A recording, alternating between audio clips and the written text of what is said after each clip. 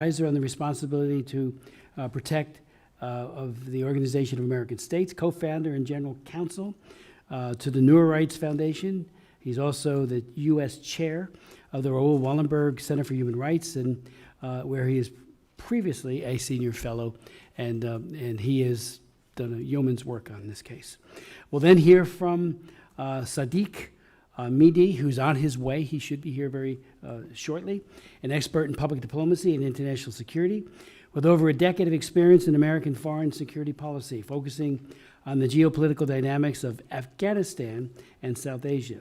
Mr. Amini has played a pivotal role in policy analysis, outreach, and crisis response, including advising on the U.S.-Afghanistan bilateral security agreement and coordinating vital evacuation efforts during the Taliban takeover, earning him the U.S. Department of State's Heroism Award. Then we'll hear from Ben Linden, who is the Advocacy Director for Europe and Central Asia for Amnesty International USA, where he works to advance human rights in U.S. foreign policy. Prior to joining Amnesty, Ben served as the U.S. Department of State, the U.S. Commerce Department, and the Office of Oregon Senator Jeff Merkley, who we all know very well because I serve as co-chair and Jim has served as co-chair of the China Commission, and he's served very great in that capacity. He has also worked, you being Ben, as the Asia Society in New York and taught English in South Korea. So, Mr. Bukhari, the floor is yours. Thank you, Co-Chair Smith, Co-Chair McGovern, honorable members of Congress and the Commission. I would like to just before add that I have a longer statement for the record, which I would like to be included. Without objection, so ordered, and that goes for all of your statements and anything else you would like to attach to them. Thank you. I've traveled 15 hours to get here, so I apologize in advance to the Commission if I go a tad bit over my time. I could stand here today and talk about all the injustices unfolding in Pakistan, but today I want to give you the context, the story behind the headlines, so you can truly get a grasp of what is happening and why. Let me start with the event that shattered whatever remained of a Pakistan democratic facade, the general elections of February 8th, 2024. These were the most brutally rigged elections in Pakistan's history. The rigging started months earlier than the actual election day. They stole the symbol of our very part of the party, which was the cricket bat, so voters couldn't identify us on the ballot. Our candidates were forced to contest as independents, creating chaos and confusion. Nomination papers were rejected, rallies were banned, banners were torn down, flags were forbidden, leaders were jailed, exiled, driven underground. Many of them are here today. Yet, the people of Pakistan rose to the challenge. And one of the highest turnouts in our history, the Pakistanis came out and voted for change. Independent data and independent observers have both shown with academic fact that PTI-affiliated candidates have won over 170 to 180 seats in the existing parliament. Unfortunately, overnight, from 24 to 72 hours, those results were all changed. As a result, Pakistan Tehreek-e-Insaf couldn't form a government. Brutality continued. There were too many votes for even the constituency that even held the amount of constituents. So if a constituency had 400 votes, somehow the person who got the vote changed in Form 47 had 450,000 votes. So overnight, populations grew by 50 to 100,000. Let me be very clear that Pakistan's 2024 elections were neither free nor fair. They were engineered to silence the democratic voices of millions. As if crushing democracy at the ballot box wasn't enough, Pakistan's rulers then turned their knives to the judiciary. Through the 26th Constitutional Amendment, they rewrote the rules of justice. They stacked the Judicial Commission with politicians, loyalists, stripping judges of independence. Our courts, once a check for executive power, became a tool of the power. Previously, judicial appointments were driven largely by senior judges, themselves ensuring a measure of autonomy and judicial independence. It subordinates the independence of judiciary to political interest, erodes public confidence, no longer impartial, and became an extension of the executive. It violates the Pakistan Constitution itself, from Article 175, which enshrines the separation of power, to Article 10, which guarantees every individual the right to a fair trial before an impartial, competent court. The UN Special Rapporteur on Independence and Judges and Lawyers has said, quote, real risk to judicial independence and individual rights to a fair hearing by a competent, independent, and impartial tribunal. The ICJ has described it as, quote, a serious threat to independence of judiciary. In 2023, a Supreme Court bench declared that civilians could not be tried in military courts. However, the 26th Amendment, a larger hand-picked bench, reversed that ruling. This is not justice. This is a colonial tool of intimidation, resurrected to silence dissent. Pakistan now virtually stands alone in the world by allowing military trials of civilians under a constitution that supposedly guarantees its fair trial and due protest. The ICJ says it's a travesty of justice, glaring surrender of human rights. I want to add that these military courts, after May 9th, 2023, convicted 104 civilians, mostly PTI supporters, voters, or activists, were sentenced to a prison term of up to 10 years. Every single one of them was convicted, so 100% conviction rate. These trials were held in secret, in dark rooms where family and public were barred from attending. No charge sheets or judgments have been published till date. Trials happen, documents are hidden from lawyers and the legal team, so not a single document can leave that courtroom till date.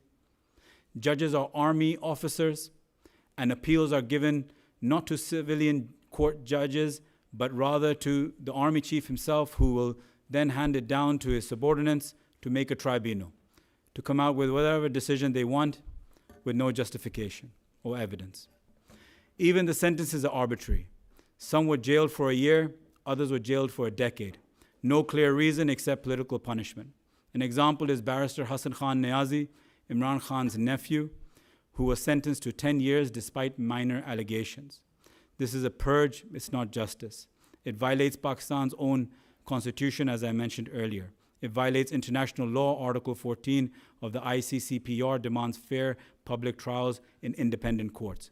From the US State Department to the EU, to the UK, Human Rights Watch, and the ICJ, the world is united in condemning Pakistan's military trials on civilians. Pakistan's Supreme Court, once a beacon of hope, has wavered under pressure, green-lighting the sham proceedings. And what about the voices that are trying to tell these stories? Freedom of speech in Pakistan is dying. Journalists have been arrested, abducted, tortured, or driven in exile. Dr. Moin Pirzada, one sitting right here. Independent shutdowns and social media blackouts are now a standard tactics to bury dissent. YouTube channels criticizing the government or the establishment vanished overnight. TV anchors are blacklisted if they dare to speak even Imran Khan's name, which is forbidden on national television. I appear on international media myself, but I'm not allowed to appear on local media. The consequences of this are deadly. From senior anchors like Arshad Sharif, one of Pakistan's most respected journalists who fled the country under threats for his life and continued reporting from abroad, was assassinated in Kenya. There are many cases of exile of our journalists that are abroad. Either they have to take a sabbatical if they don't toe the line, or they have to take exile.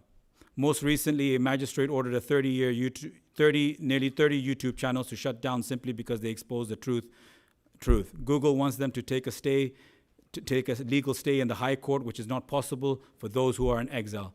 If they go to Pakistan, we know what torture is coming next.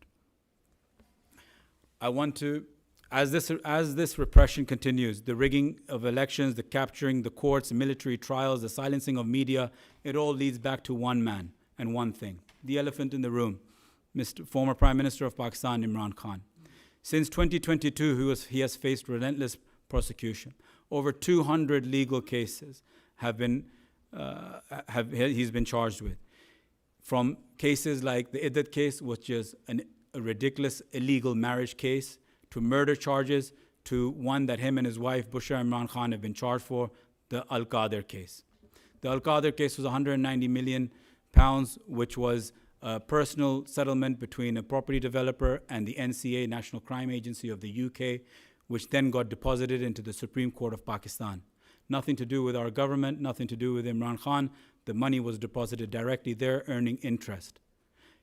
That same property developer developed a university in a trust, which Imran Khan and his wife were trustees of. All have agreed that there's been no financial benefit.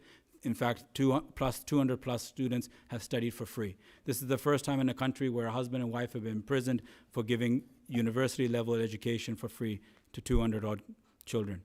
Abduction, breaking into homes, trashing of their personal property, abduction of children, torture, using women as a tool to get the politicians and the men out to surrender themselves is the first time we've seen this in Pakistani history.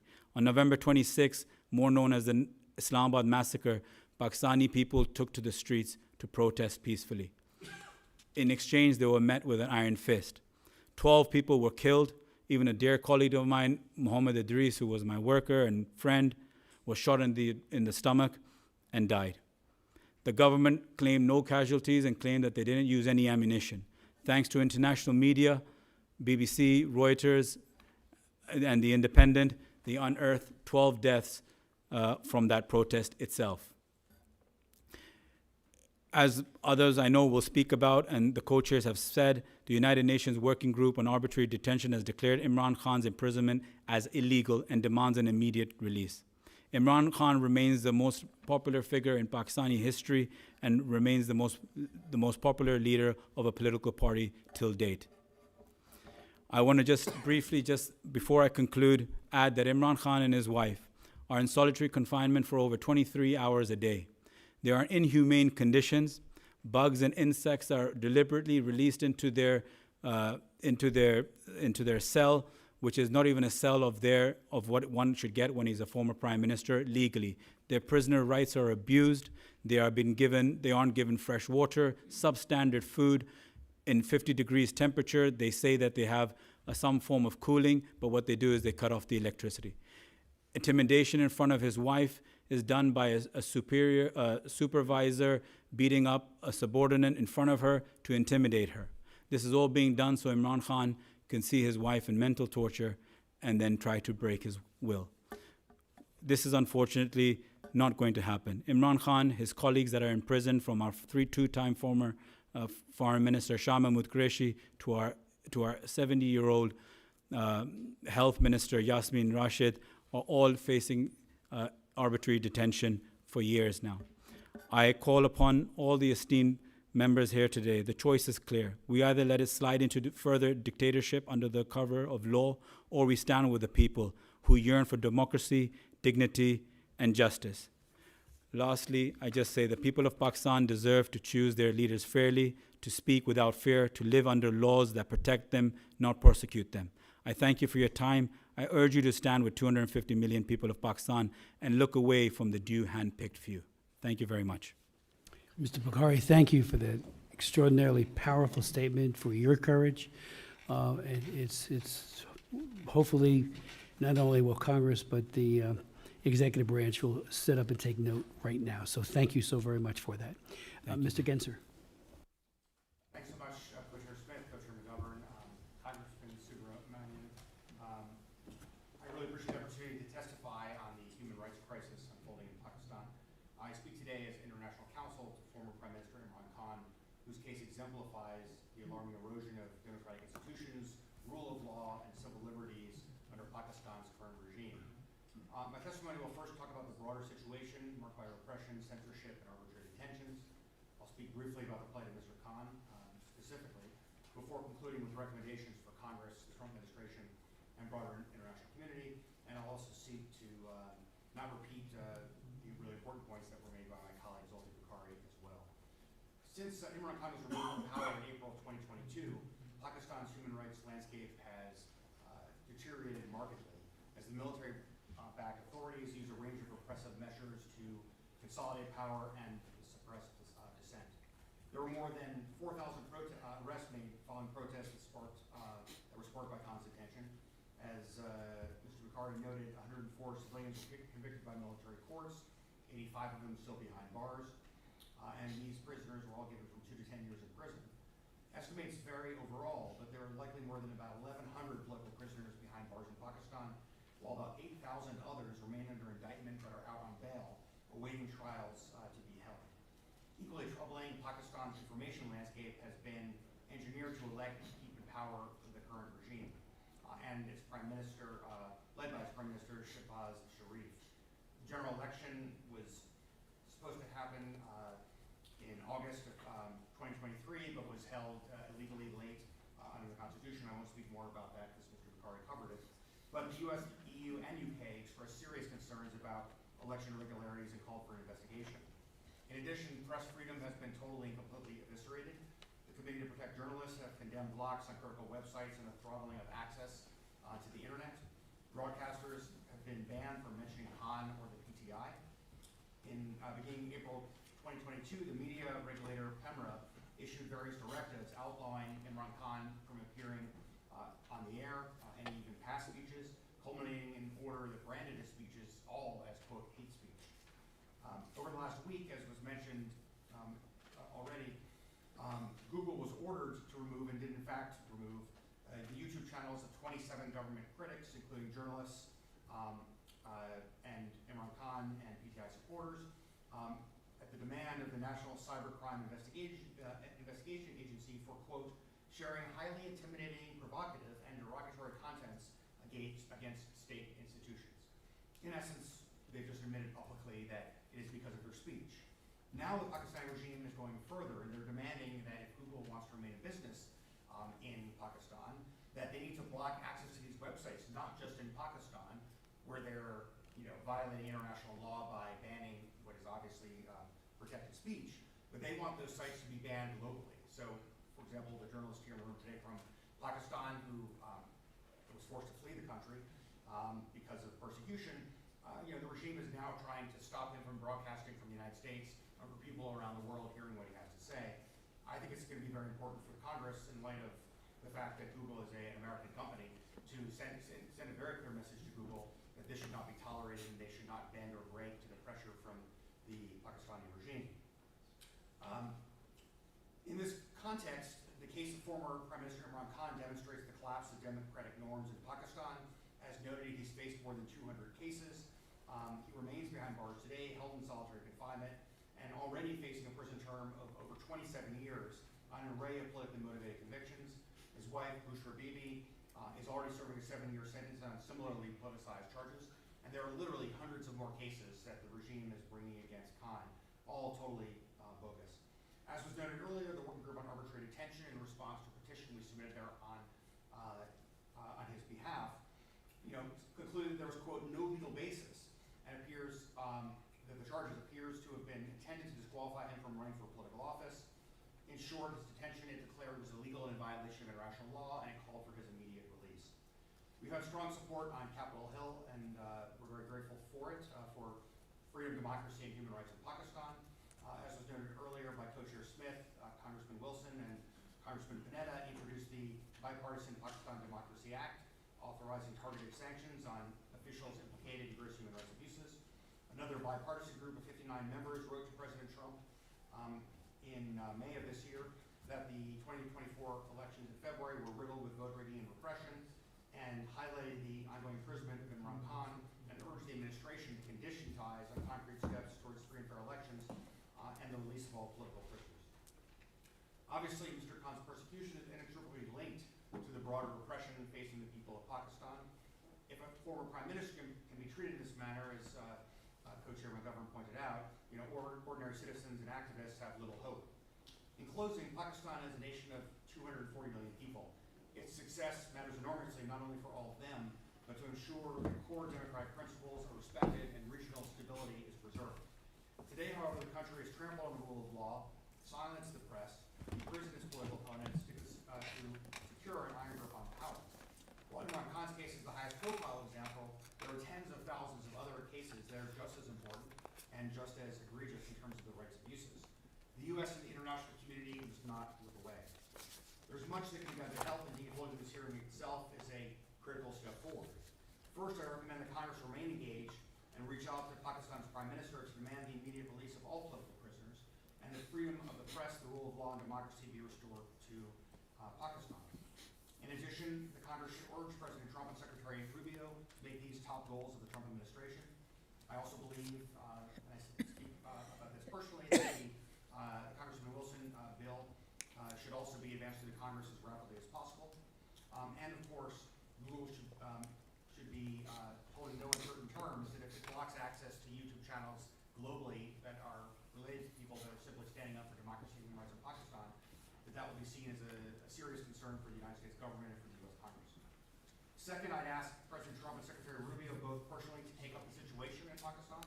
While undoubtedly situations in places like Ukraine, Gaza, and Iran, among others, are taking up enormous diplomatic bandwidth, the future of Pakistan is incredibly important to the United States, which needs a stable partner with whom to cooperate on a wide array of issues.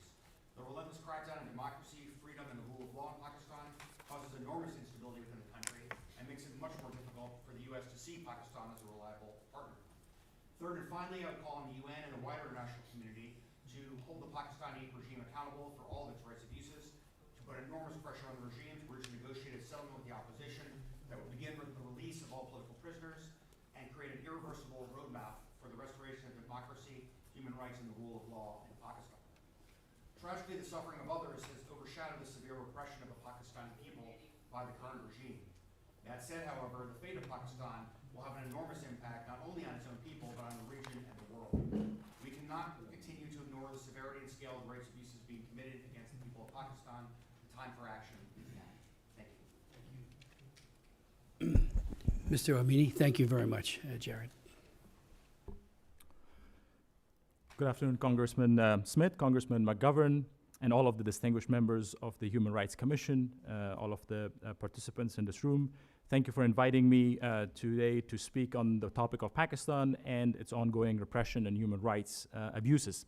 It's very important for the US Congress to understand the nature of the Pakistani state in order to be able to adopt clear policy in order to deal with it accordingly. Pakistan is no doubt an authoritarian military dictatorship regime. The military controls every aspect of the Pakistani state, from political appointments to economic policies to diplomacy to resources, leaving no room for genuine civilian governance. That's not to say that the civilians are innocent, and I will get into that in a later part. The recent general election of 2024 serves as a testament to this truth, as it was only a show designed to install a government favored by military. The evidence for electoral manipulation is undeniable. We witnessed internet blackout, media censorship, opposition groups who were suppressed, candidates favored by the people were disqualified to clear the path for military's favorite choices. These actions confirmed that the election was a sham, and in fact, there is no democracy there. Another critical issue is, for decades, Pakistan's ethnic minorities have been treated as second-class citizens. Their rich cultures, languages, and identities are suppressed, and their grievances are met with a state-sponsored repression. The arrest and continued detention of Dr. Mehrang Baluch, a prominent Baluch female leader, is just one example. Dr. Baluch committed no crime. Her only offense is fulfilling her civic duty, protesting against violence and discrimination her people endures, and courageously seeking justice for the countless disappeared and murdered Baluch citizens. Her detention, carried out in blatant disregard of all international norms, highlights the military dictator's fear of a strong, capable women leaders, especially those emerging from ethnic minority communities. Religious minorities in Pakistan. Pakistan's religious minorities live in constant state of fear. Non-Muslims, including Christians, Hindus, Sikhs, along with Shiites, Sufis, and other sects of Islam, have never been truly safe. They face discrimination and violence. The legal system often becomes a tool of their oppression, failing to provide the protection and justice they deserve. Blasphemy laws are weaponized against them, mob violence is frequently condoned, and their places of worship are routinely attacked. The plight of women in Pakistan.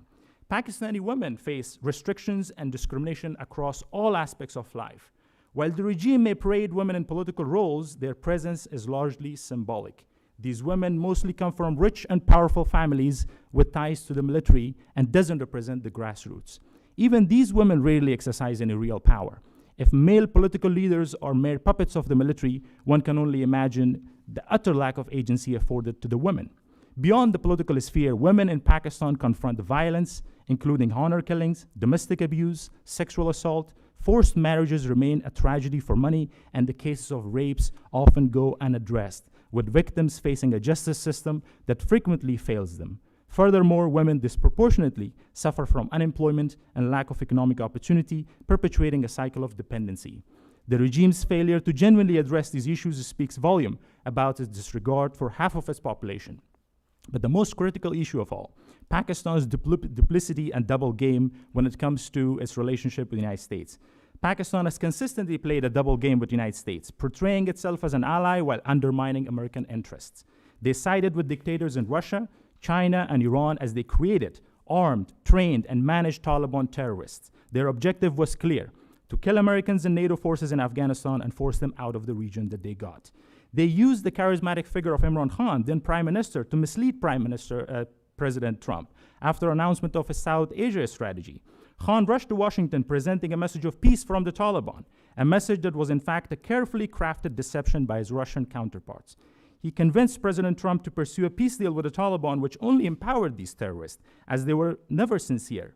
The peace process inevitably failed, leading to the US withdrawal and the subsequent establishment of a gender apartheid regime in Afghanistan by the Taliban terrorists, whose Russian recognition just a few days ago proves the Taliban's status as a Russian proxy. And the civilians played a key role in this. As I mentioned, Prime Minister Imran Khan at the time acted as a spokesperson for the Taliban, as he was going around the world indicating that this group is an indigenous group serving the interests of the people of Afghanistan or serving Islamic identity. That was not the case. And it was later proved, however, the dangers, the terrorism nature, as well as the hatred that they have towards the West, towards women, and all of the ideals that we have. And civilians played a role in that. So the Pakistani state cannot buy the trust of the United States by imprisoning only few individuals like Imran Khan or the head of the ISI, Faiz Hamid. They need to go after the broader network of all of the Russian, Chinese, and Iranian networks within their establishment, whether it's political and military. Now, the Pakistani leaders, both military and civilians, complain about the Taliban threats as they seek US assistance to combat them. But even now, according to them, the Taliban is good for Afghanistan but bad for Pakistan. This is a blatant display of their duplicity. Pakistan's ongoing arrest, detention, and forceful deportation of Afghan refugees is shameful and inhumane. These Afghans had escaped the very Taliban tyranny that Pakistani leaders helped bring to power, and now the Pakistani regime is forcibly sending them back. What kind of human beings force refugees to return to a terrorist regime that denies girls access to education, systematically subjugates an entire nation into darkness, and commits unspeakable atrocities?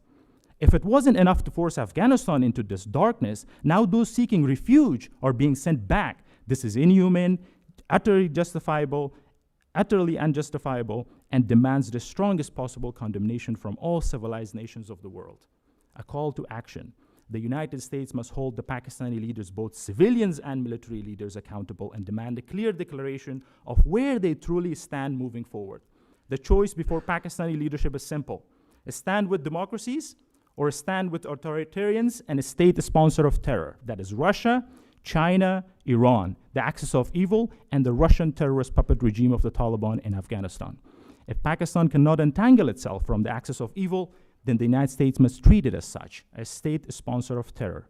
The metrics for their alignment with democracies are clear and verifiable. Cut off all ties with the Taliban in Afghanistan. Stop mistreating and forcing Afghans to return, and instead provide legal protection, pathways for them to remain safely in Pakistan until Afghanistan is truly free. Support the anti-Taliban Afghans so they can free their country from the Russian occupation and its terrorist puppet regime of Taliban. A free Afghanistan will naturally lead to the voluntary return of most Afghan refugees. Purge army and political structure from all of the Russian and Chinese agents who are closely working with the terrorists and undermining democratic principles. Open up the political space for all ethnic and religious minorities. Hold a genuinely free and fair election that will naturally cement their ties with the United States and democracies of the world. The time for Pakistan's duplicity is over. Both civilians and military leaders, the United States must demand a clear choice and hold them accountable for the path that they choose. Thank you. Thank you very much, Mr. Amini. Appreciate your testimony and your leadership. I'd like to now recognize Ben Linden for such time as he would like to use. Thank you, Chairman Smith, Chairman McGovern, Representatives Bonamiki and Subramanian, and all Commission staff. Thank you for this important hearing. Today, I will discuss legal and physical attacks against religious and ethnic minorities in Pakistan. These human rights violations contribute to the erosion of rule of law for all Pakistanis, creating an environment hostile to all dissent. The crackdown on freedom of association and expression experienced by the PTI, as described by my colleagues on this panel, should be understood in the context of this larger assault on human rights. First, I'll speak about the attacks on the Baluch activists. The Baluch Yakjati Committee, the BYC, has mobilized thousands to peacefully demand justice, accountability, and an end to enforced disappearances. Yet BYC members who attempt to peacefully protest are arrested, while internet and mobile services are routinely suspended and media coverage of the protests is severely restricted. Dr. Marang Baluch, chief organizer of the BYC, has been under arbitrary detention alongside 5 other activists since March 22nd. Meanwhile, the Baluchistan Assembly recently amended its provisional anti-terrorism law to allow for detention up to 90 days without charges. The activists could have their sentences extended further under this law. Last week, the BYC announced that its detained activists had been relocated and that their families were being denied access. Dr. Marang and the other activists have not been given due process and should be freed. The past 6 months has also seen a marked increase in enforced disappearances and extrajudicial killings targeting Baluch activists. Just 2 weeks ago, BYC member Zishan Zahir was abducted. 8 hours later, his bullet-ridden body was dumped. These cases are part of a systemic attack on the rights of the Baluch community. Turning now to religious minorities. For decades, Pakistan's penal code has barred members of the Ahmadi community from calling themselves Muslims or practicing their faith in public. Harassment and restrictions against Ahmadis spiked around Eid holiday last month, when individuals were forced to sign affidavits to refrain from Eid prayers and rituals. 3 Ahmadis have been killed since mid-April in apparent targeted attacks. Instead of protecting this community, local authorities have arrested Ahmadis, including children, outside of their places of worship around Friday prayers. Even the Lahore High Court Bar Association has lobbied for restrictions on this community. These institutions should be protecting the rights of religious minorities, not attacking those rights. Meanwhile, Pakistan's vaguely worded blasphemy laws are increasingly being weaponized by majoritarian religious groups, while the accused have few means to defend themselves. In 2024 alone, 344 new cases were opened following blasphemy allegations. This caused widespread harassment and intimidation against religious minorities, although most cases were against the recognized Muslim community itself. 10 of those accused of blasphemy last year were extrajudicially killed. Finally, turning to the forced deportations of Afghan nationals. In September of 2023, the Pakistani government announced a phased deportation plan targeting Afghan refugees and asylum seekers. Since then, more than 1 million Afghan nationals have been forcibly returned to Afghanistan. People facing forced return to Afghanistan, including journalists, human rights defenders, women protesters, artists, and former government officials, are at imminent risk of persecution and repression by the Taliban. And I would add that Afghan women refugees' voices would be particularly valuable to this commission, and perhaps they could be invited back for another hearing to update this commission in the near future.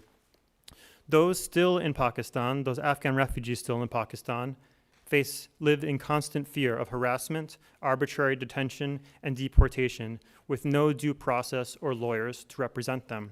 Among them are those in the pipeline for U.S. P1, P2, and special immigrant visas, or CIVs, some of whom fought alongside U.S. forces for 20 years.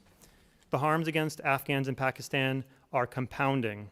Deportation orders and their looming deadlines have made Afghan refugees vulnerable to extortion by officials who demand bribes, and parents are afraid to send their children to school in case they're picked up for deportation.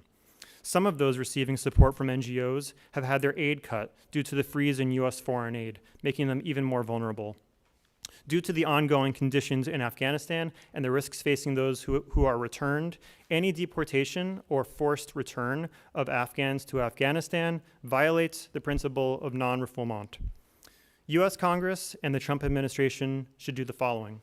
First, call for an end to the harassment, arbitrary detention, and extrajudicial killings of Baluch human rights defenders exercising their rights to freedom of expression and peaceful assembly. Second, call on the Pakistani authorities to release and drop charges against all Ahmadis detained solely for exercising their human rights, in particular their rights to worship freely, and take concrete steps to protect those rights. Third, call on the Pakistani government to repeal all blasphemy laws and laws that discriminate against the Ahmadi community. Fourth, reverse the ban on Afghan nationals entering the United States and allow the U.S. Refugee Admissions Program and the State Department's Coordinator for Afghan Relocation Efforts, or CARE office, to continue to process P1 and P2 visas and CIVs, fulfilling a bipartisan commitment from Congress to support Afghan allies. Needless to say, the dismantlement of the CARE office should be reversed. Finally, or penultimately, extend temporary protected status for Afghans already in the United States, and finally call on the Pakistani government to stop the arbitrary arrests, detentions, and harassment of Afghan nationals and reverse the decision to forcefully deport Afghan nationals. Before wrapping, I want to just add one note, which is to say, to briefly acknowledge that the work of defending human rights in Pakistan and everywhere requires expertise at all levels of government. Amnesty International is gravely concerned by the reckless reorganization of the State Department, the drastic cuts to the human rights and humanitarian assistance, and as of last week, the reduction in force affecting critical human rights positions held by civil servants in the State Department. Congress should act expeditiously, using all oversight, appropriations, and other powers to prevent permanent damage to the State Department's long-standing, long-developed institutional expertise and relationships in support of human rights and refugee protection around the world. Thank you for your commitment to human rights, and I look forward to today's conversation. Thank you, Mr. Linden, for your testimony. Just to begin the questioning, let me point out that you, Mr. Bukhari, in a Reuters piece yesterday, underscored the concerns that you have, I think, with the paramilitary force that's being created, and especially as it relates to the August 5th remembrance of the second anniversary of the arrest of Prime Minister Khan. And I'm wondering if you might want to expand upon that. I'll give a few questions so we can expedite for the other members as well. But to me, that sounds like very ominous. I mean, the military's bad enough. Now they're going to, impress into service some additional people, thugs carrying guns. That's very, very disconcerting. If any of you would like to react to the August 2023 Intercept report that leaked Pakistani diplomatic cable, which then referred to then U.S. Ambassador Donald Lu, of having encouraged Pakistani's military leaders to remove Khan. Is that true? Is it untrue? I don't know. I've read the Intercept article, and I'm just, it'd be nice to, on the record, to know with total transparency if that were true. With regards to the religious freedom and the sanctioning pursuant to the country of particular concern designation, one of the biggest disappointments that I've had with the IRFA law, and I held all the hearings on it back in 1997 and 1998, and then it was Frank Wolf's law, and then did a Frank Wolf International Religious Freedom Act in 2017 that expanded it significantly. And one of the biggest disappointments, no matter who's in the White House or at the State Department, while the designations often are accurate, there's no sanctions.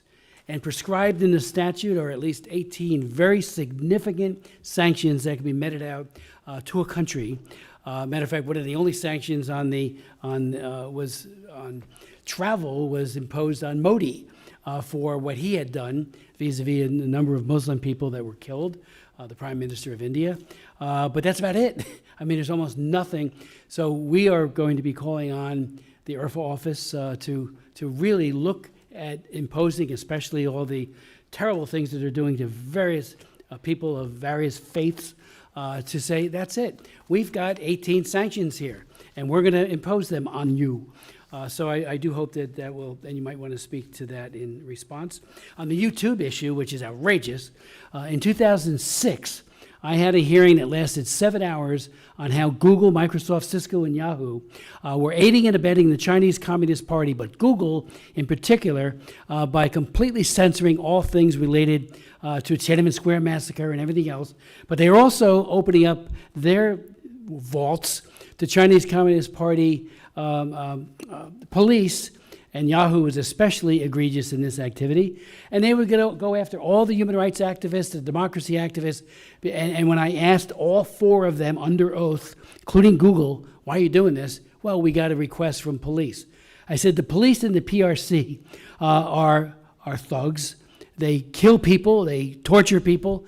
And now we see Google responding to one magistrate's demand to take down YouTube videos. And I think that's outrageous, and we need to raise that to them as well. They enabled the Chinese Communist Party, still do, but they're also, unfortunately now playing a very malign role here in taking down those videos.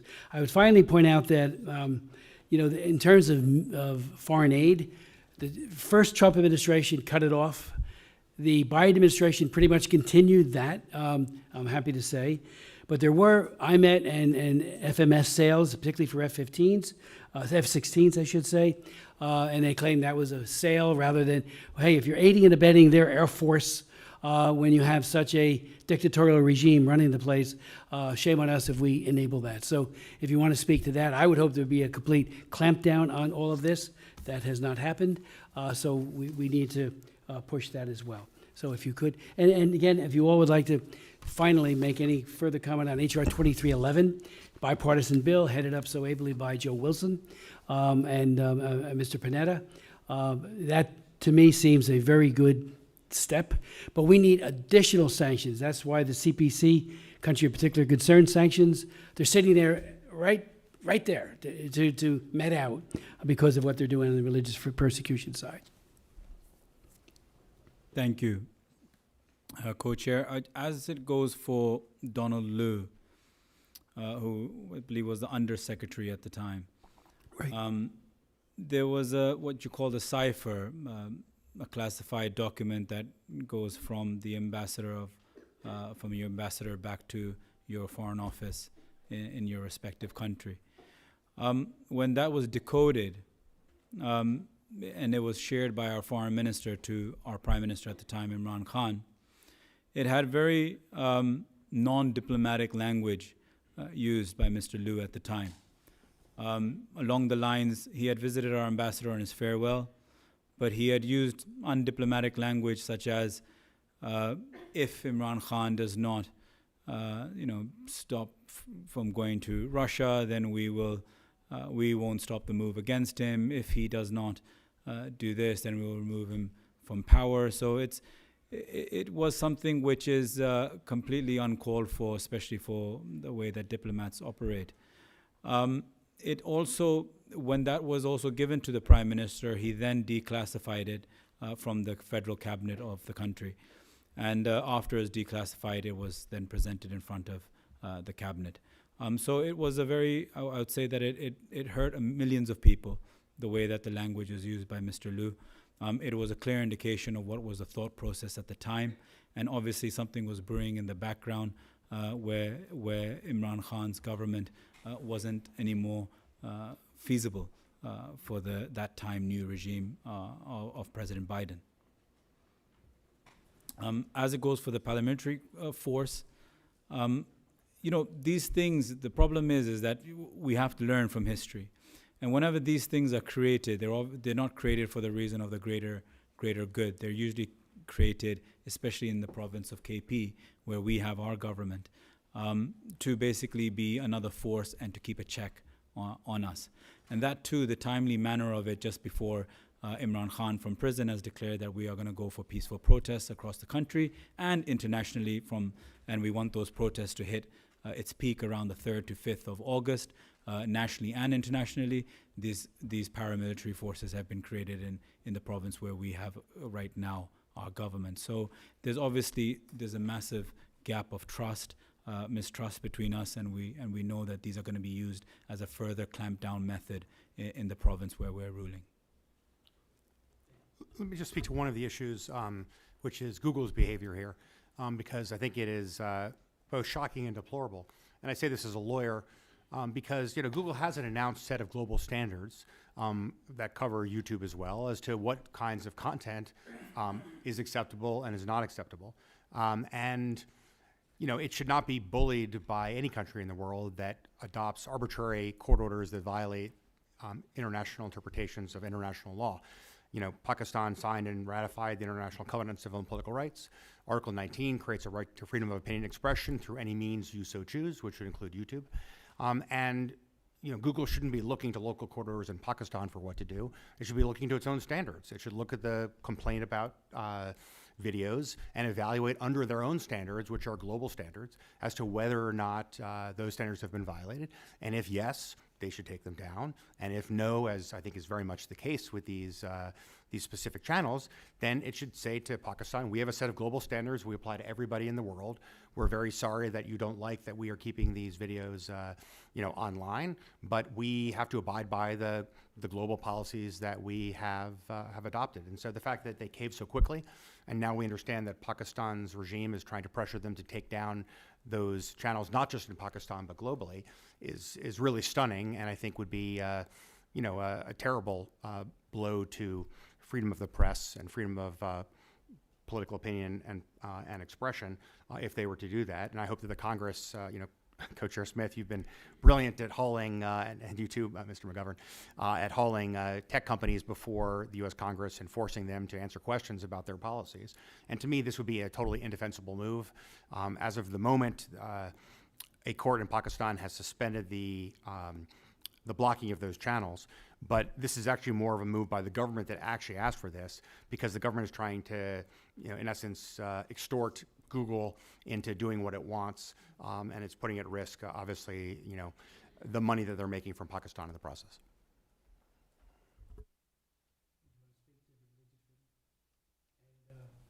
Sanctioning pursuant to the IRFA? Thank you, Chairman. So Amnesty International does not engage directly on CPC designations, but that being said, I think looking at the language of the statute, Pakistan certainly engages in systemic, ongoing, egregious violations of religious freedom with respect to the treatment in both law and practice of Ahmadis and those accused of blasphemy. Also, just with respect to your point about weapon sales, I think the spirit of the Leahy law, right, whether technically applicable here or not, should be upheld, and gross violations of human rights should certainly be looked into. And finally, just on the point about the Pakistan Democracy Act, we don't take a particular position on that either, or on the issue of sanctions on Pakistan. But I think what it demonstrates just generally is the degree to which the understanding of these human rights concerns has grown within Washington and around the world, frankly. And that really is just, I want to say, a credit to the human rights defenders, the brave journalists, lawyers and activists who have stood up both in Pakistan and in exile or as part of the diaspora community to really shine a light on these tremendous concerns. So I just wanted to recognize that. And to your point, Congressman, related to the military support that we are providing to Pakistan, I think we have reached a critical stage where the Pakistani leadership need to make a decision. They can no longer tiptoe between the authoritarianism and the democracies of the world. They can no longer be getting support from that side and then from this side, because it's counterproductive. I think the way things are moving in a direction where the Pakistani leadership have to choose. I think the recent meeting that President Trump had with the chief of the Pakistani Armed Forces, Asim Munir, is a clear testimony to the fact that who's in charge in Pakistan, and that they need to make a decision accordingly, that whatever supplies or support that they would need in terms of military for their armed forces, it needs to be aligned, that they can no longer be allowed to have within their entities and structures, whether military or civilian, people who have affinity to terrorism, people who have affinity to Taliban and to people who have affinity to communism in China or the dictators in Russia. And I hope that they make that decision, and we need to make it conditional upon them that as long as they have those ties, that we would no longer be providing them support, and we will no longer be counting upon them in this struggle that is coming up. But if they do make a decision, the metrics are clear, as I have highlighted before, cutting off all the relationship and ties that they have with the Taliban, and then having a genuine democratic process within their country. Thank you. Thank you very much, and I'll be brief because I know there's other people here. But let me first of all thank all of you for being here, for your testimony, and Mr. Gensler, I think you've just sparked a brilliant idea here in terms of Google. I mean, I think what we should do is we should call them in and have a private meeting with them, and if the private meeting doesn't turn out to be satisfactory, we do a public meeting with them. But I do think they need to know that people are watching, and that if they care about Congress, that they ought to care about the fact that we don't like what we're hearing, and so that's something I think we can commit to. I have a vibrant Pakistani community in Massachusetts who engage me all the time, and quite frankly, they're worried about signals coming from our government right now. And I just open this up to anyone here. I mean, can you characterize the relationship of the United States and Pakistani governments, and specifically, what does the Chief of Army Staff Munir's recent visit to the White House say about that relationship, and what that relationship might look like in the future?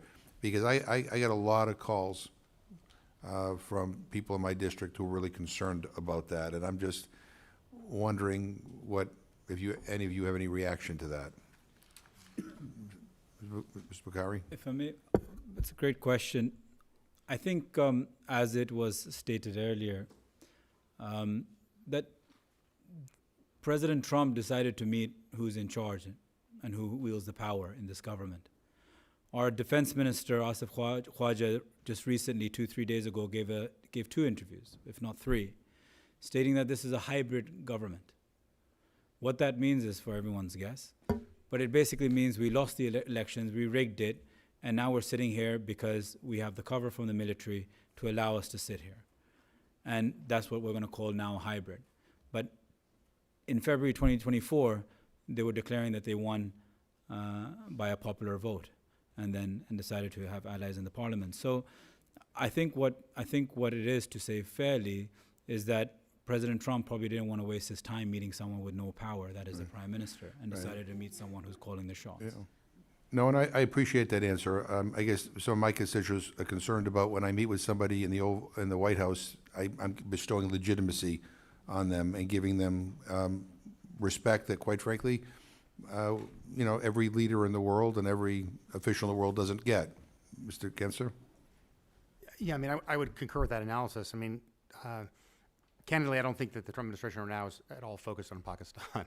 There was a meeting, and there's some things going on, in terms of discussions, I guess, behind the scenes. But I think the point that I'm happy to make publicly to the Trump administration is that, you can walk and chew gum at the same time, and that you need to do so when it comes to Pakistan. And obviously, we don't want to say, well, we as the United States government are going to have no relationship with the country, et cetera. I mean, we just don't really typically act that way. Even diplomats don't act that way, even with the worst regimes that we engage with.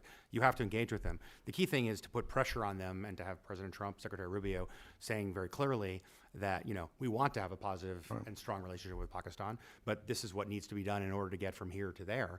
And that includes, releasing Khan and the political prisoners and so forth.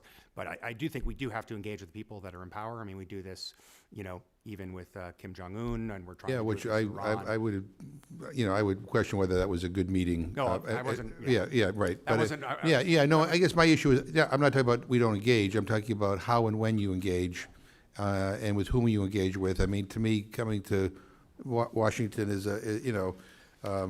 a pretty big deal, and it is unprecedented for a chief of staff, for a chief of Army staff to to visit the White House and meet with the president. But anyway, so I want a relationship. I think the relationship is good. We need to talk. We need to be talking about the political repression and releasing political prisoners and the future of Imran Khan, all that kind of stuff. But it's kind of like how you do it, right? And Yeah. so, I think it also has to be multilateral, and I Right. think we really need to engage the I'm UN with you. on Yeah. this too. I mean, it's not just the U.S. that cares about human rights in Pakistan. It's obviously, countless countries around the world with very large, Pakistani, diaspora Right. communities, et cetera. agree with you. It's Yeah. an enormous country, Yeah, it Pakistan, is. and the number of people living abroad, I think, provides a lot of hope, because when you see how engaged the diaspora is here in the United States, your own constituents, as you were talking about, and other members were too, that gives me a lot of hope, because all these people, or many of these people, have family back home who could speak to what's going on and can bring to life, the tragedy that is Pakistan today in terms of the rights abuses. So I fully agree with you. We need the highest level of engagement, and there need to be a very clear benchmark set for the regime. And notwithstanding transnational repression, I can assure you that my Pakistani constituents are very much engaged at every level. But I don't know if you have anyone else wants to add anything? Yeah. I'll just briefly add, I would hope that during that meeting between the president and Mr. Munir, that the president would raise human rights. I know that there are a broad range of bilateral issues, Pakistan being a very strategic country, but I would hope that in that meeting and in future meetings, whether it is between the president and the leader of Pakistan, or at any level, that human rights are raised, Right. amending these overly broad laws that you pointed to, whether it's PICA or the blasphemy law or the law affecting the rights of Ahmadis. There are a lot of opportunities to do a lot of good work in those meetings, and I hope they will take that opportunity. And let me just, I just want to question, I'm a big believer that the United States needs to lead, not just by its words, but by example. And so, we can say a lot of things, but we have to do a lot of things too. And I think, Mr. Linden, you and Mr. Amini, you highlighted the precarity faced by Afghan refugees in Pakistan. And I also noted Mr. Amini's criticism of Pakistan's unwillingness to provide pathways to citizenship. I can't help but think of our own immigration policies here in the United States. I mean, the Trump administration's termination of TPS for Afghans leaves over 11,000 people vulnerable to deportation. And while I'm relieved that the travel ban on Afghanistan made an exception for Afghans on special immigrant visas, many Afghans who helped the U.S. during the war are not eligible for them. And so I guess my question, and anybody, for you guys, but if anybody who wants to chime in, I mean, can Congress credibly encourage the Pakistani government to support Afghan refugees when the U.S. government is unwilling to do so?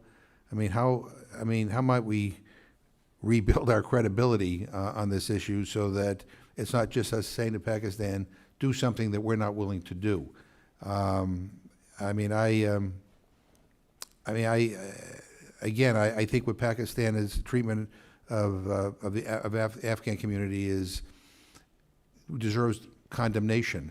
But I'm just, for us to say you have to treat Afghan refugees better when we're not, it just seems to me to be, I don't know, not particularly powerful. But I opened this up. I don't know if you want to add, yeah. Well, thank you very much, Congressman. I think our understanding is that the United States leading the Western world and the way it is doing in terms of immigration is by far the best in the world that we have, the system that we have. And the way they have treated Afghans from the first day that the Afghan Republic was appeared that was collapsed, that they evacuated their allies, they sent military planes and brought all of these vulnerable Afghans to the United States through different ways and channels, while the neighboring countries of Afghanistan, Pakistan, Iran, India, all of these countries, they closed their borders. I'm not going to talk about Chinese and Russians, that they did not do anything on this regard. So I think for Pakistan, what we must say is that this was the first country that has started the deportation of Afghans. And so it's a very tragic and terrible precedent that they set as a neighboring country, as an Islamic neighboring country, for millions of Afghans who had escaped the very tyranny, the Taliban tyranny that the Pakistani leaders imposed upon Afghans. And I understand the concerns of any country, any nation, thinking about the future of the people who have come to their countries and the pathways and whether they are able to support them or not. But one reality that we cannot and we should not forget is what are the circumstances that we are deporting the people to? Currently, Afghanistan is being controlled by a terrorist regime, a terrorist group, a terrorist regime that is a puppet of Russian mafia. It's a terrorist group that has been created, that has been operationalized and managed by the former KGB officers, friends of Putin.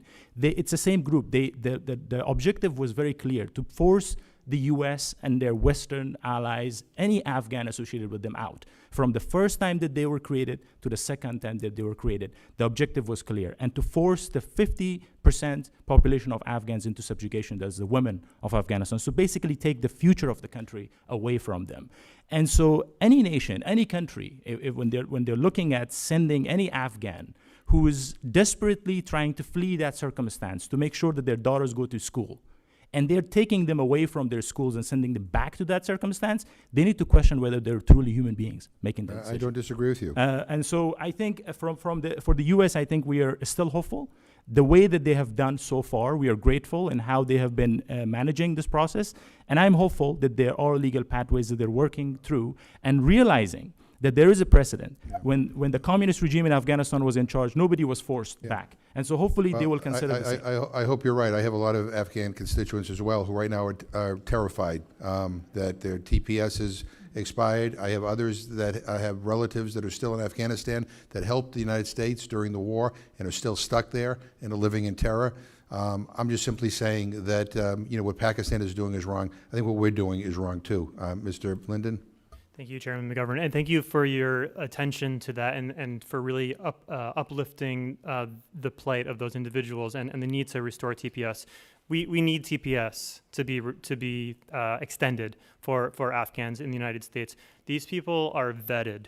They have been moved in some cases to camps, but U.S. military camps, and are waiting in limbo for their next stop. We need the care office to be reconstituted as soon as possible. Its dismantlement diminishes all the coordinated efforts that have had bipartisan support over the years for special immigrant visas, P1 and P2s. These are individuals who have fought alongside the United States in some cases. They have worked alongside the United States and our international partners to try to build a better future for Afghanistan. As a result, they have targets on their backs if they are returned to Afghanistan, excuse me.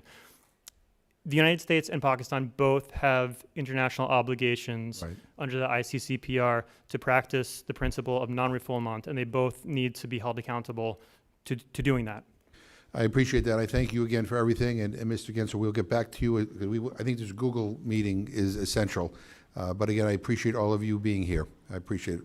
Happy to help however you would like. Okay, thank you. I yield back and thank the chairman. Thank you very much to the co-chairs, and thank you to the panel of witnesses. I want to start by discussing what you, Mr. Amani, called the plight of women in Pakistan, the effects of the political repression on the women.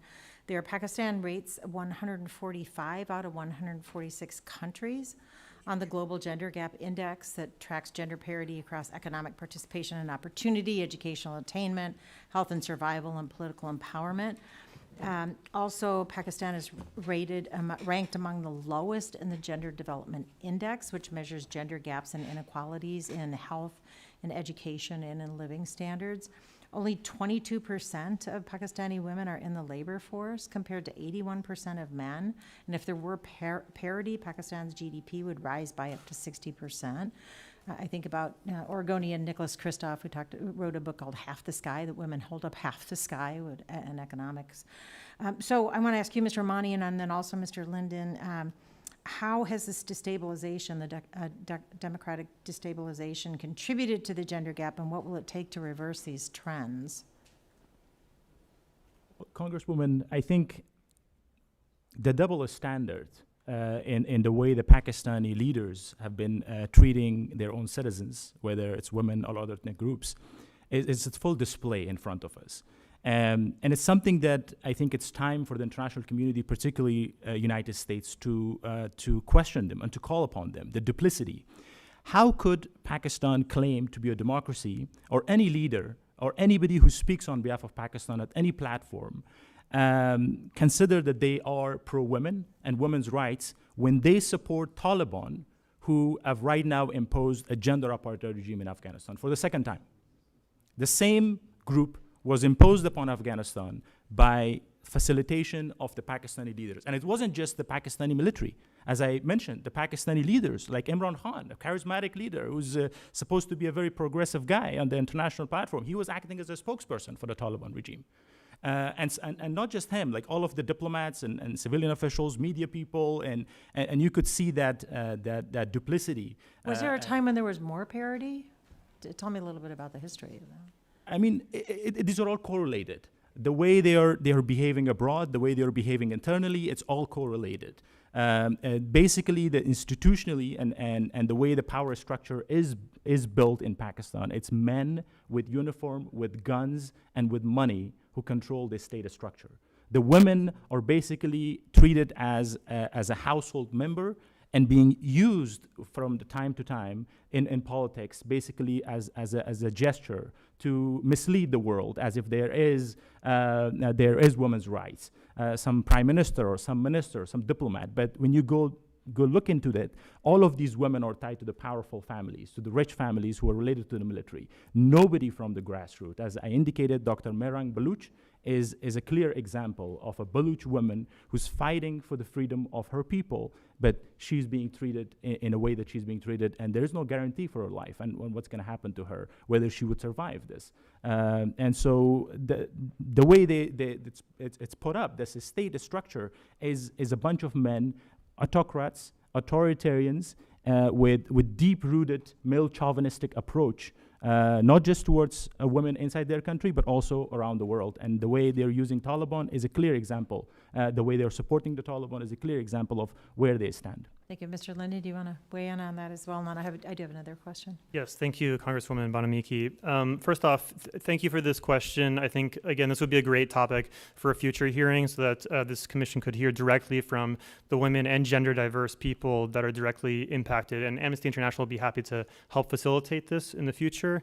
You know, you asked one question about whether there was a better time. I don't have the knowledge to say if there was a better time in general. I will point to one particular form of law, which was the Transgender Persons Protection Act of 2018, which enshrined much needed protections, such as the definition of a transgender person and access to legal gender recognition based on self-determination, the rights to education and employment, and the prohibition of discrimination. Unfortunately, that law has been rolled back by the Pakistan's federal Sharia court. That ruling is being challenged in the Supreme Court. It should be fully restored, and that's an important note to make.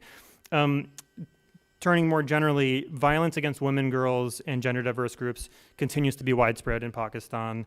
The government has yet to make any concrete efforts to enact its Domestic Violence Prevention and Protection Bill, despite its pledges in multilateral fora to do so. Legislation related to harassment and gender-based violence were passed in the form of the Harassment of Women in the Workplace Amendment Act in 2022 and the Anti-Rape Investigation and Trial Act of 2021, but those laws have lacked implementation. There is also an ongoing issue, longstanding issue of quote-unquote honor killings. There were 531 of them recorded between January and November of last year. Just in 1 year? Just in 1 year. There's a culture of impunity around those. And when it comes to gender-based violence, there is a culture, there is social stigma around reporting those. So these are deep-rooted issues, and it's important that they be raised. So I thank you for doing so. It looks like Mr. Bukhari wants to say something, please. If I could just say a quick word. The gentleman on my left, he said some arguments, and I just want to clarify that Imran Khan was never going around being an ambassador for the Taliban, as he stated. Imran Khan is anti-war. I'm standing in front of congressmen of probably the most powerful army in the world. The U.S. spent over a decade in Afghanistan fighting these same people and got nowhere. And at the end, left trillions of dollars down the drain. So what is Pakistan going to do fighting these people when the U.S. miserably failed in it? So you must understand, we live in a neighborhood with Afghanistan on one side, Iran on another, India on another, and China. So Pakistan has to protect its borders. It has to try to protect the influx of terrorism that comes through those borders. And Imran Khan's always policy was that war leads to further terrorism. And that's all it was. So if the US couldn't find an answer to it, to think that Pakistan military or Pakistan political landscape could, is completely uncalled for. Another misstated fact was that every woman in politics is related to the military. We have dozens of politicians in my party right now that have made it from grassroots level and up. In fact, today, a young one just got awarded a senator ticket. One is a gynecologist right now rotting in prison with Imran Khan, who's a gynecologist and a health minister. Pakistan was the first country in the world to have, Islamic country in the world to have a female prime minister. Benazir Bhutto wasn't from the military. Benazir Bhutto was the chairman of her political party, Pakistan People's Party. So, these are incorrect facts, but at the end of it, I would just want to say one thing, that there are a lot of there are smaller artery problems. The reality is that you're not going to find a solution to any of these problems, let it be gender equality, let it be terrorism, let it be anything else. Terrorism has increased in the last 2-3 years drastically, maybe 200% fold since our government has fallen. Why? Because it ruins when you destroy and remove the democratic fabric that the people have picked. The demographics of Pakistan don't give that kind of support and belief into the leader. 2019 was the safest year in Pakistan for the last 15 years. 2019 was the safest year in Pakistan for the last 15 years after 2019. So reality is that when you get your basics and your foundations right of democracy and people's will and people's support and have the people supporting you, you can start going into the smaller arteries and handle all these problems like discrimination of women or freedom of religion and so on and so forth. Thank you. Thank you very much, and thanks for the clarification. And just to follow up, and Mr. McGovern pretty much asked my second question, but I want to follow up a little bit. When an Amnesty International report, Mr. Linden, from 2024 discusses, of course, many disturbing examples of oppression that we've heard about today, the attacks on freedom of expression, a failure to protect journalists' safety, crackdown on protests, and the freedom to peacefully assemble, arbitrary arrests and detention of civilians, as well as enforced disappearances and the mass detention and deportation of refugees. And as Mr. McGovern was pointing out, and as we've discussed, it's pretty distressing to see parallels now happening in the United States. And I fear that the values we once embodied as a country are under attack and in some places disappearing. So what lessons can we learn from the erosion of democracy in Pakistan? What can we be doing here to strengthen our democratic institutions? But also, if you could talk a little bit about how the current leadership in Pakistan is perceiving what the erosion of democracy here in this country, I think that would be helpful for us to hear. Who wants to start? I'd like to hear whoever wants to weigh in. Thank you. I'd be happy to start. Thank you, Congresswoman Bonamiki. I think it's a really important question. I think the first parallel, unfortunately, is on the right to peaceful protest. I won't say parallel as in equal. I just mean it's an important thing to bear in mind based on what we see in Pakistan. We see the arbitrary detention of peaceful protesters in Balochistan. We see the crackdown on peaceful PTI protesters and how this is intended to create a chilling effect on dissent generally.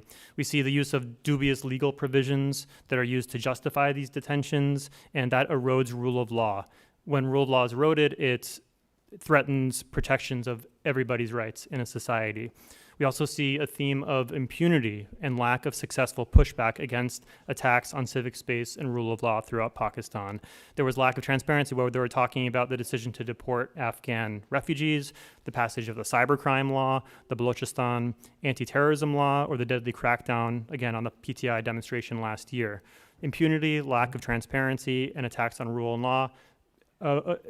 of law enable further crackdowns. So I think the lesson for the U.S. there is that when rule of law is sacrificed for refugees or activists or students or anybody else, it threatens the rights of the whole society. And last thing I would say is believe it or not, I think the blasphemy laws are instructive as well.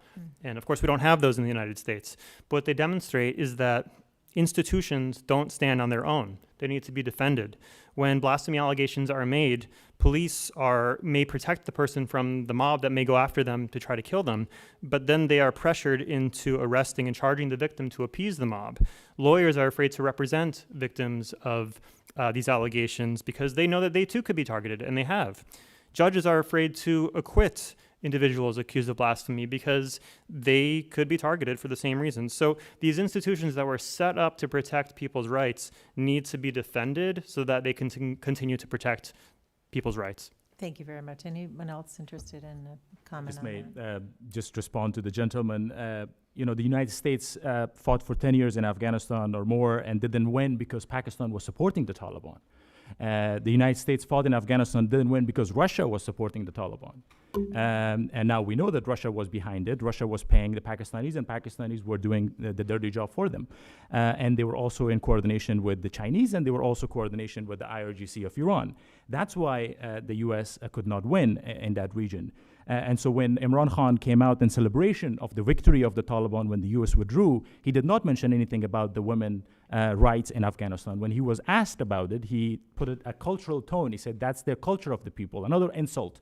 Add an insult to the people of Afghanistan that that is the culture of the people. And so now that the Taliban are becoming an issue in Pakistan, now they know what's the problem that they have created.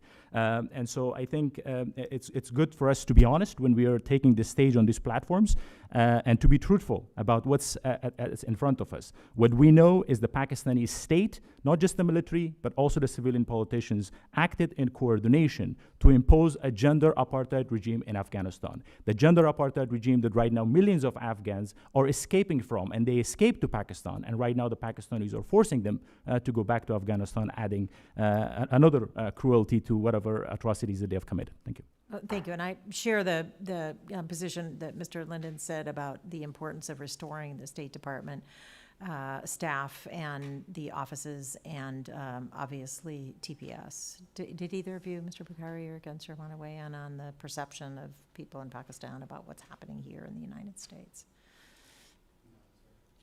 The perception of people and the current military leadership, what are they perceiving about what's happening in the United States? Well, the people of Pakistan, the people of Pakistan have high hopes from President Trump.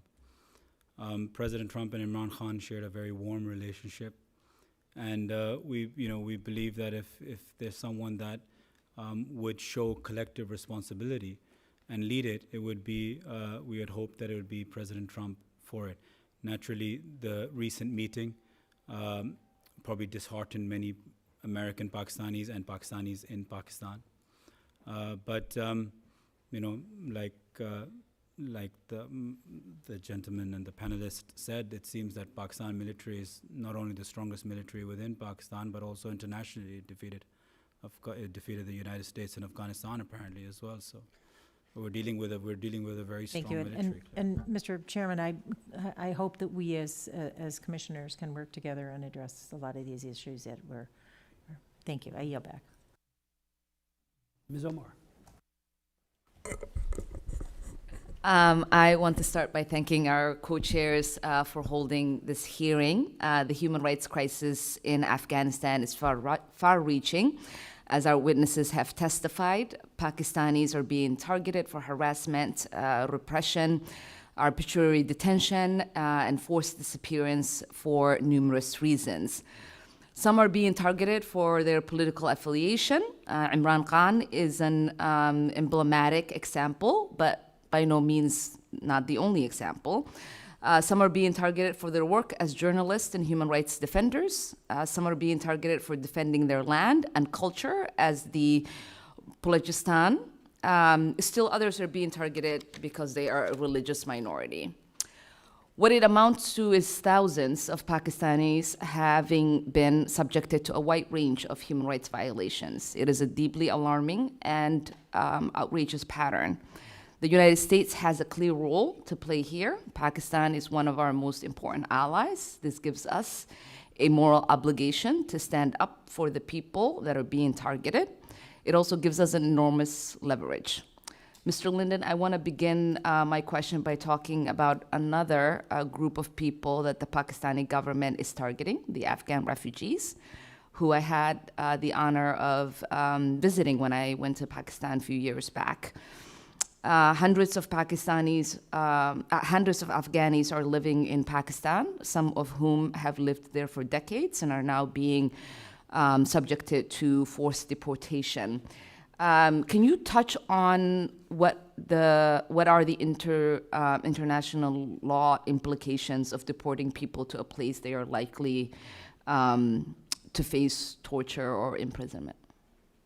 Thank you, Congresswoman Omar. You're absolutely right. First off, there have been generations of Afghans living in Pakistan. They form part of the fabric of society, and yet they have been denied their rights. They have been demonized and constantly threatened with deportation. Amnesty recently actually put out a report focusing on the individual stories of some of the Afghan refugees who are impacted. One of those was a 27-year-old who we called Parwana Rahimi, although that's not her real name. She focused on socioeconomic challenges faced by Afghan women in Afghanistan. She started receiving death threats as the Taliban increasingly restricted women's journalists and women in general, and she left Pakistan as a matter of survival.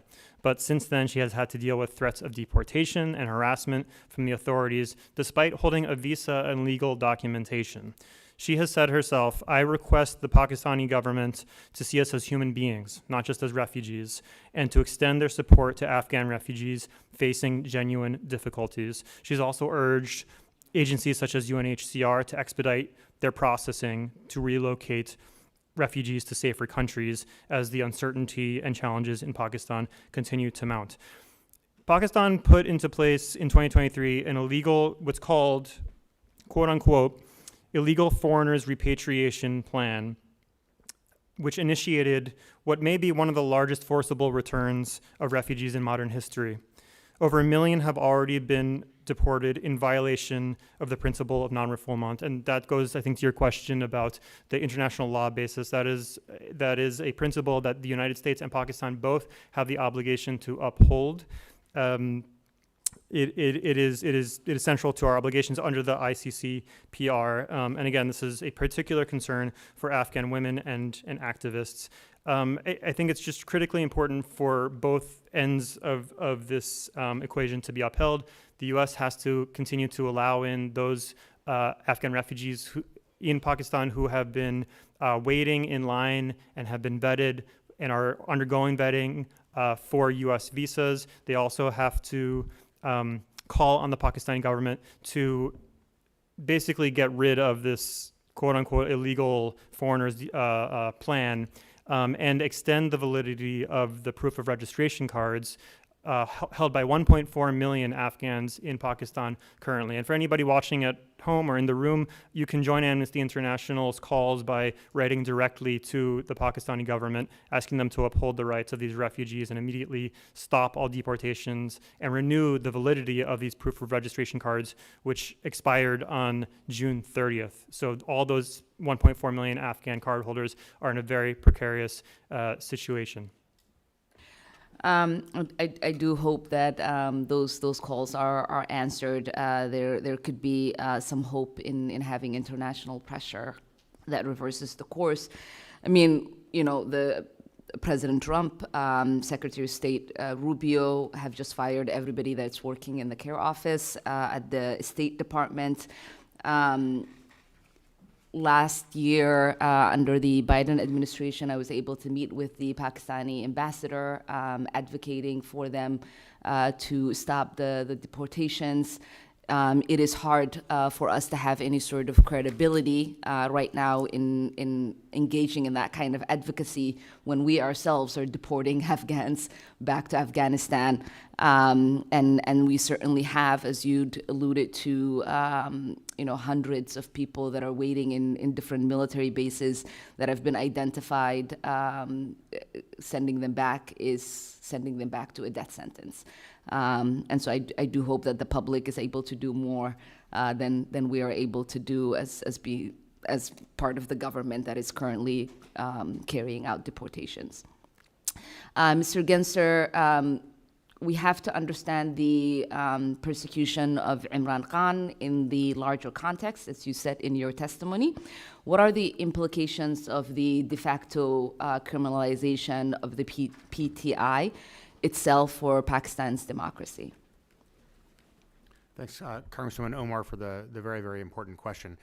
You know, I've represented political prisoners in more than 20 countries around the world over the course of my career, a lot of them political leaders, some Nobel Peace Prize laureates, and so forth. And unfortunately, you see a very similar pattern emerge when an authoritarian regime takes over a country and transforms a country from being a democracy, albeit a fragile one, into an authoritarian regime. And it means they go after it from the very start. Anybody that might be in a position to challenge them. And in light of the circumstances in Pakistan, it made a lot of sense, obviously, that Imran Khan would be the first target because he had a very, very popular base of support and still does. But of course, it wasn't enough to go after him because of the wide array of supporters of the PTI in the country, activists and human rights defenders. And from there, you broaden the circle outward to those who threaten you, right? So you go after the media, right? Because any free and independent media can talk about the rights abuses that are being committed. You go after human rights defenders, people on the ground standing up for the rights of women, the rights of religious minorities, and so forth. You go after civil society organizations themselves. You criminalize NGOs, and you go after their bank accounts. You engage in transnational repression to go after those who are speaking out or acting against you around the world. My colleague, Mr. Bukhari, here was the subject of abuse of red notice, where they filed false charges against him. Interpol just listened to what Pakistan asked for and issued the red notice against him, and we were able to ultimately get that taken down within a number of months. But that makes it very difficult, as you can imagine, for anyone even abroad to think about speaking up and speaking out.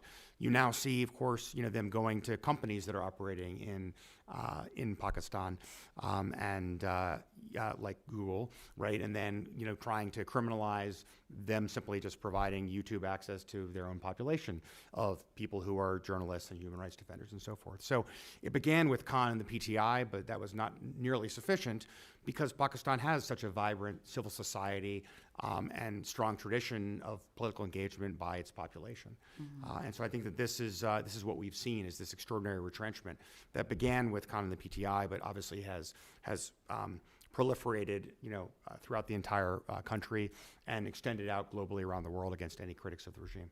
Yeah. We're also seeing young members of the Pakistani Communist Party as well being targeted at the moment, right? Undoubtedly, yes. Anybody that is seen as a threat to the regime, and because they're weak and they know it, right? They are very, very afraid.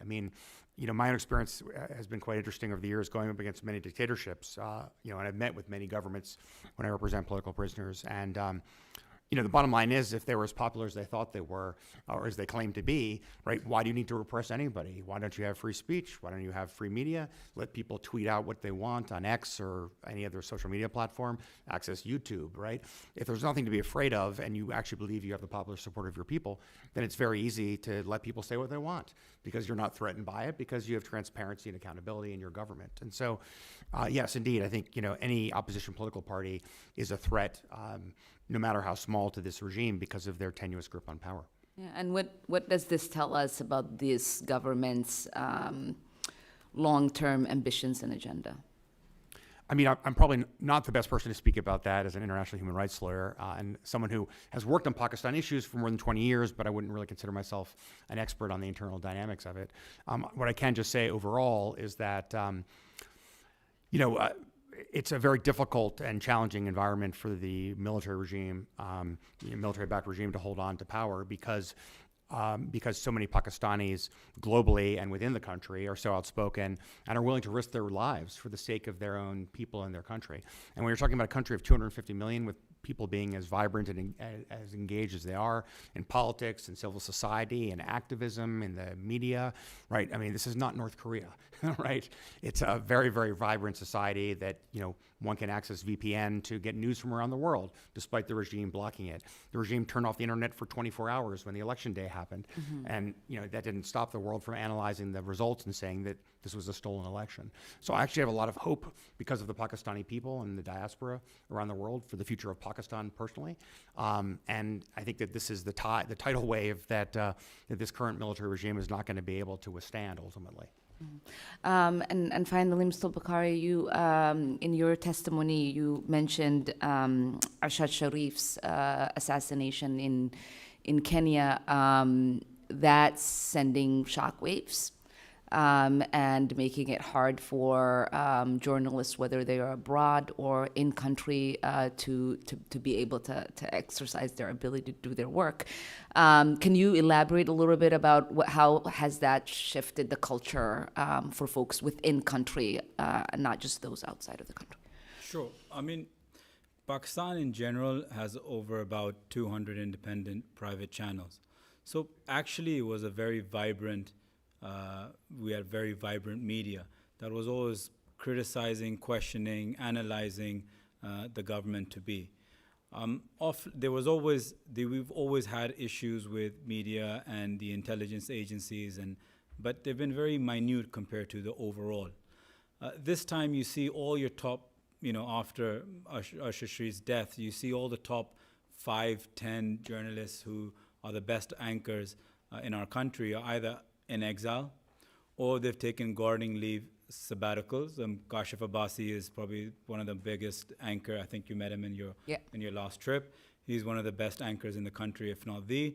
He's on gardening leave, and reason is because he refuses to talk about weather, on a 9 o'clock show. I'm being serious, and so this is what happens. We've got Dr. Moeen Pirzada, who's one of our most respected TV personalities. He's here in Pakistan and US. He can't go back, and this is happening now across the board. You'll see a lot of people moving towards these YouTube channels. Hence, last week you saw the magistrate court's order.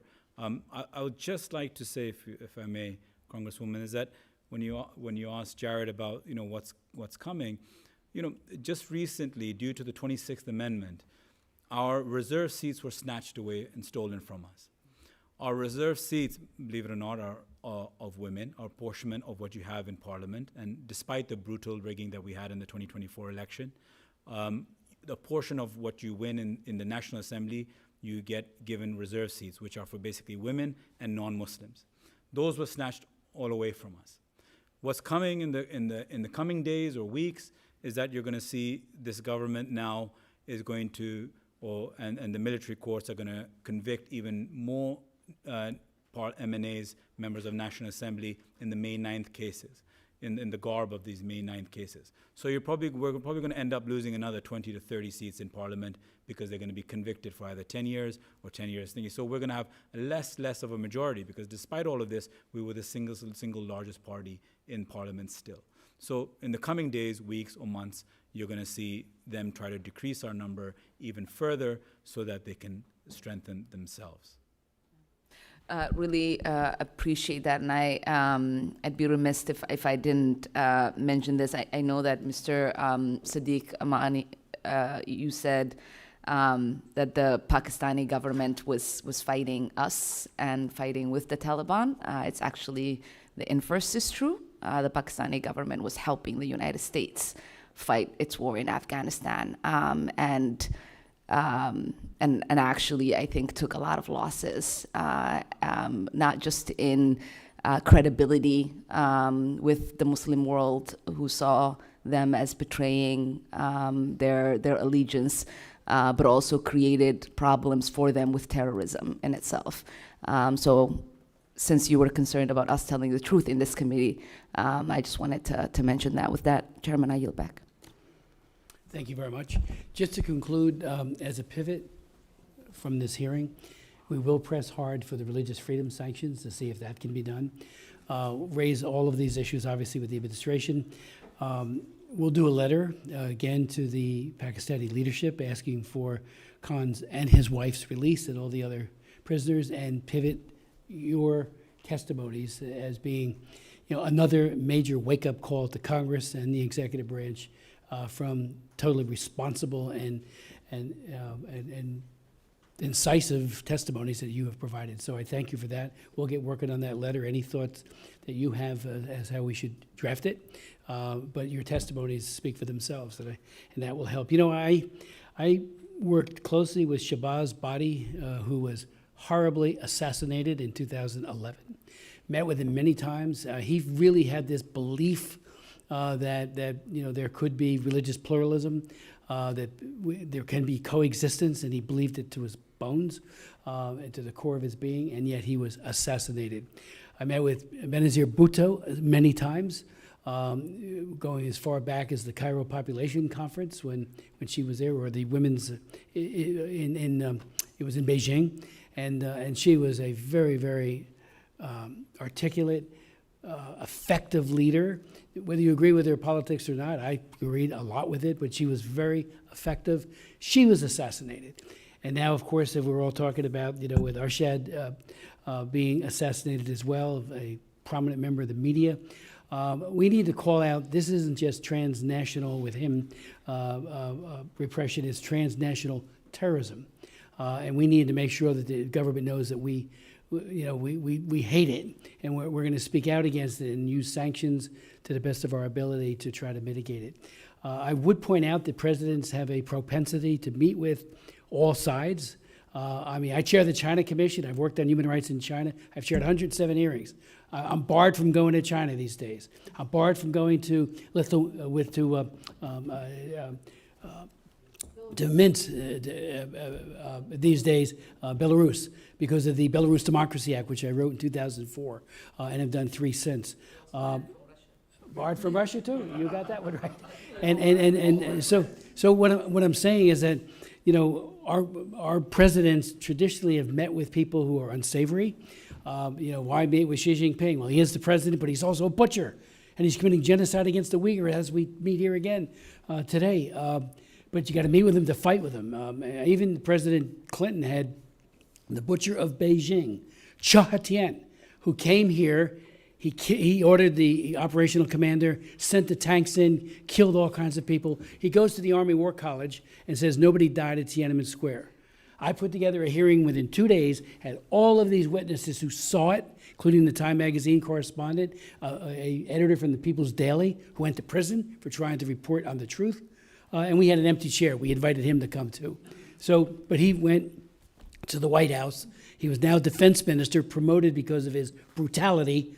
And I did ask the president, don't do that, please, but he did it.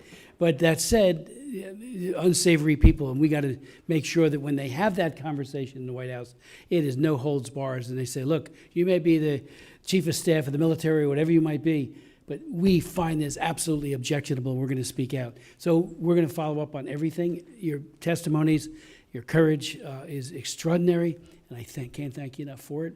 And thank you, Jared, for always being a man of so many great ideas. And we've worked with Jared on a lot of countries around the world, and he is all in on Pakistan, and I thank him for that. The hearing's adjourned.